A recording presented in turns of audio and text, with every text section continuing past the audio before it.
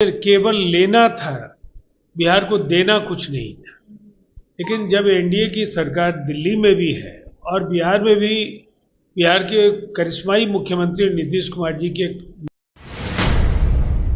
अभी जो चीजें सामने आ रही हैं उसमें निसंदेह मध्य रात्रि में एक तेज रफ्तार ट्रक काफिले में घुसा है, तो ये सुरक्षा चूक हो सकती है या नहीं, ये समझने की पहले जरूरत है। निसंदेह ऐसी घटनाएं जब भी घटती है, तेजस्वी जी नेता प्रतिपक्ष है, तो प्रशासन ने इसका संज्ञान लिया है और जो आवश्यकता होगी उसके अनुरूप बातें। जी, अभी 15 जून को आ रहे हैं अमित शाह, उस पे क्या कुछ? देखिए, अब बिहार को लेकर के जो एनडीए की सरकार का संकल्प है, चाहे वो बजट के ऐलान हो, लगातार केंद्र सरकार के द्वारा राज्य को मिल रही सौगातें हों, या कई ऐसी योजनाओं का सूत्रपात भी हुआ है जिसकी अपेक्षा लंबे समय से बिहार को थी। अमित शाह जी भारतीय जनता पार्टी के वरिष्ठ नेता हैं और देश के गृह मंत्री हैं, साथ साथ चुनाव भी सामने आ रहे हैं, तो निसंदेह एनडीए के घटक दलों के बीच का समन्वय, बातचीत, जनता से जुड़े जो उनके सरोकार के जो सवाल हैं उन पर क्या कुछ वो कहेंगे, इसकी प्रतीक्षा सबको रहेगी।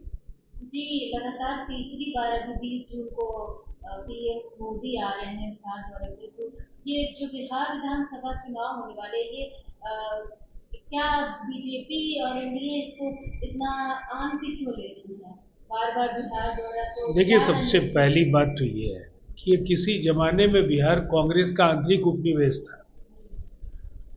बिहार से केवल लेना था, बिहार को देना कुछ नहीं था।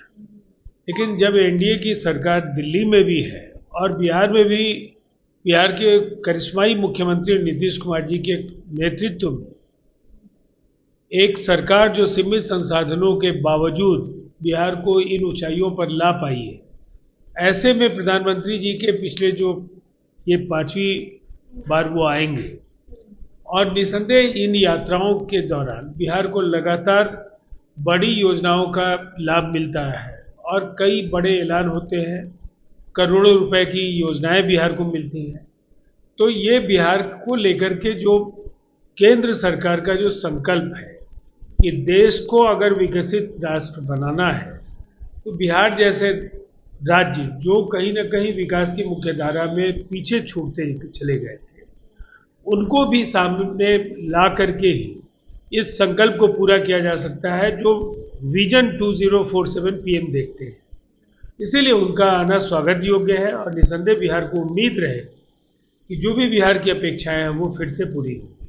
और ये जो आ रहे हैं इसमें क्या क्या योजनाओं को अब देखिए, उसका तो विस्तार के साथ उसकी जानकारी दी जाएगी।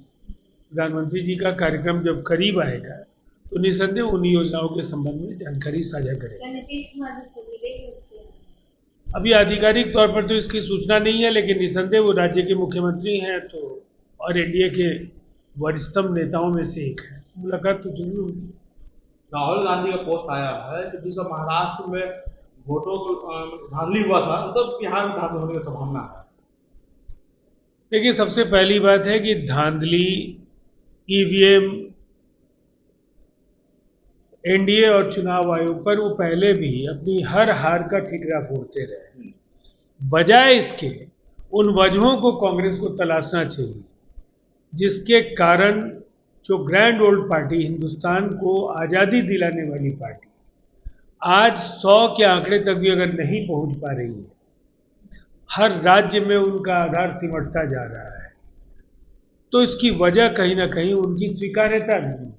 राहुल जी कांग्रेस के आखिरी युवराज हो सकते हैं और कांग्रेस लगातार कमजोर होती जा रही है।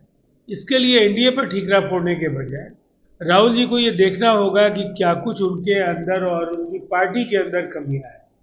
जनता का विश्वास जब तक नहीं जीतेंगे तो कोई आयोग चाह करके भी उनको चुनाव नहीं जितवा। गोल जहां 27 वर्षों के सफर में 17,000 से भी अधिक छात्रों ने डॉक्टर एवं इंजीनियर बनकर भरे सफलता की ऊंची उड़ान, जहां साधारण छात्र भी असाधारण सफलता प्राप्त कर बना रहे इतिहास।